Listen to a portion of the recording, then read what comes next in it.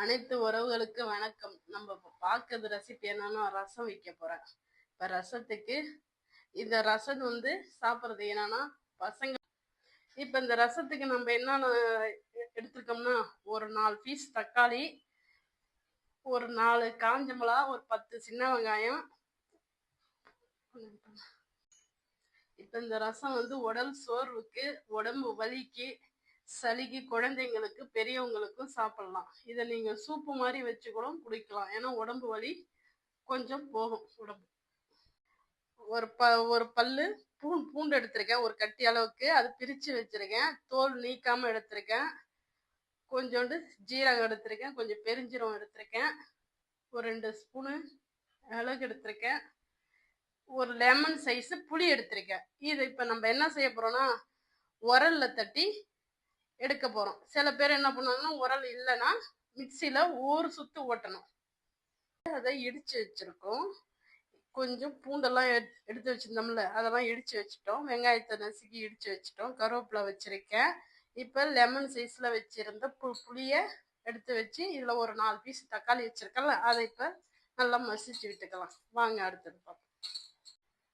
இப்போ தாளிப்புக்கு எண்ணெயை ஊத்திட்டோம். வானல் சூடானோடனே இதை எடுத்து வச்சிருக்கிற காஞ்ச மிளகாவை போட்டுப்போம்.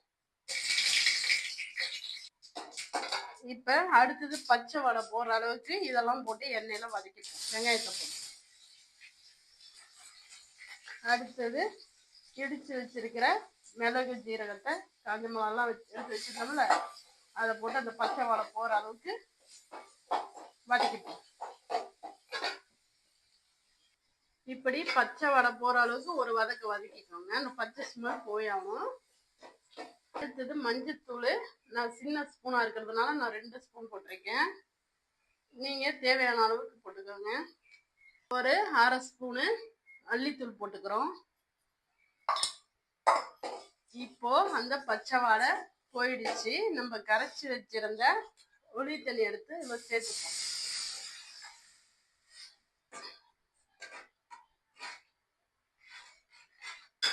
இப்போ நம்ம ரசத்துக்கு தேவையானதெல்லாம் வச்சுட்டோம். இப்ப ரசத்துக்கு ஒரு கொதி விட்டுக்கணும். நம்ம ரசம்னாலே ஒரு கொதி விடக்கூடாது. ஆனா இப்ப நம்ம இதை ஒரு கொதி விட்டாதான் அந்த பச்சை ஸ்மெல்லாம் போய் ரசம் சாப்பிடவும் குழந்தைங்களும் விரும்பி, பெரியவங்க குழந்தைங்க. இப்போ நம்ம கருவேப்பிலையும் புதினாவும் சேர்த்துக்கிட்டோம். கொஞ்சோண்டு பெருங்காயத்தூள் சேர்த்துப்போம்.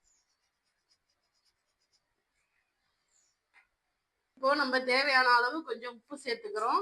இப்போ ஒரு கொதி வரப்போகுது. ஒரு கொதி வந்தோடனே நம்ம எடுத்து வச்சிருந்தோம்ல அந்த பாத்திரத்துல கருவேப்பிலையும் அதையும் அந்த பாத்திரத்துல சேர்த்துப்போம். இப்போ இந்த ரசம் கொதி வந்துருச்சு. நம்ம அந்த பாத்திரத்துல மாத்திப்போம். இப்போ நம்ம 2 கிளாஸ் தண்ணி வச்சிருக்கோம்.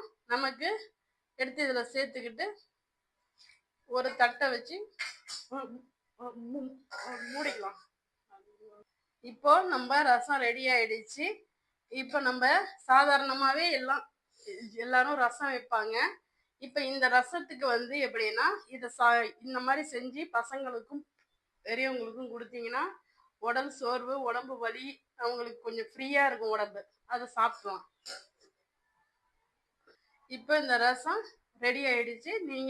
நாங்க இதுதான் பசங்களுக்கு லஞ்சா கொடுக்க போறோம். நன்றி, வணக்கம். அடுத்த வீடியோல பார்ப்போம்.